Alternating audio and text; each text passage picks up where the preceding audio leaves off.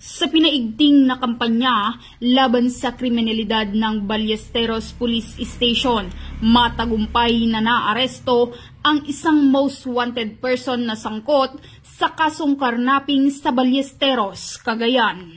Kinilala ang suspect na si alias Donnie, 32 taong gulang, walang asawa, isang laborer at residente ng Ballesteros, Cagayan. Pinangunahan ng Ballesteros Police Station sa pamumuno ni Police Captain Jim Palatao, Hepe katuwang ang 203rd Regional Mobile Force Battalion, 2nd Provincial Mobile Force Company, Provincial Intelligence Team, Cagayan North Regional Intelligence Unit 2, Provincial Intelligence Unit, Drug Enforcement Unit at Cagayan Provincial Highway Patrol Group.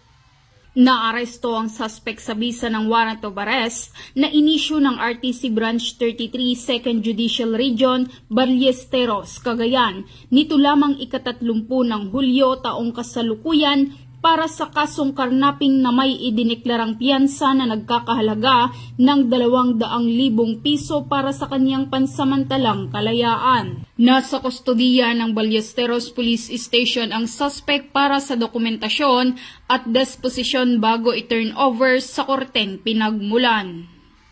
Samantala, ang pagkaaresto ng suspect ay patunay ng tagumpay ng PNP Cagayan sa kanilang kampanya kontra kriminalidad at pagpapanatili ng kapayapaan dahil dito sa bagong Pilipinas ang gusto ng pulis, ligtas ka.